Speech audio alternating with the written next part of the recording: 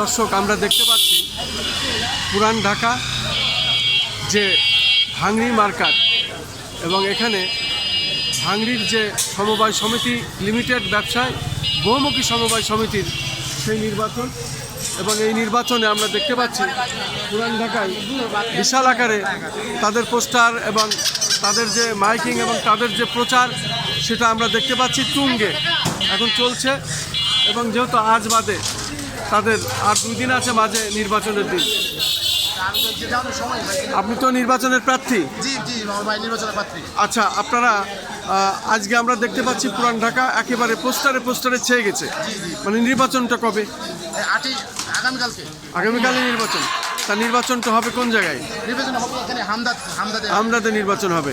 আপনাদের কি প্রস্তুতি মোটামুটি শেষ পর্যায়ে? মোটামুটি প্রস্তুতি শেষের দিকে। তাই আপনারা মনে করেন যে আপনাদের প্রার্থী জয়ী হবে?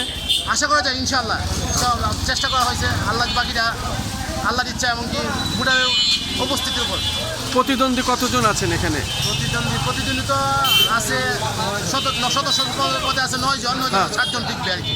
7 জন টিকবে। আর সভাপতি সেক্রেটারি পদে আছে 2 জন, একজন টিকবে। যুগ্ম সম্পাদক পদে আছে 1 জন, আর সভাপতি তো সিলেকশনে চলে গেছে। কোষাধ্যক্ষ পদে আছে 2 জন, 1 জন টিকবে।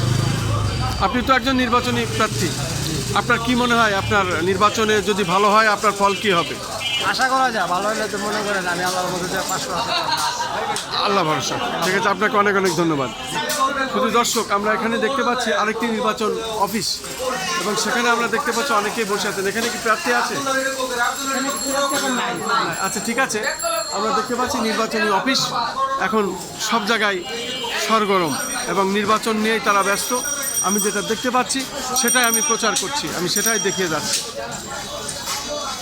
এখানে যারা সদস্য, যারা বিভিন্ন পদে দাঁড়িয়েছেন তাদের ছবি এবং তাদের প্রতীকের ছবি দেওয়া আছে, আমরা দেখতে পাচ্ছি।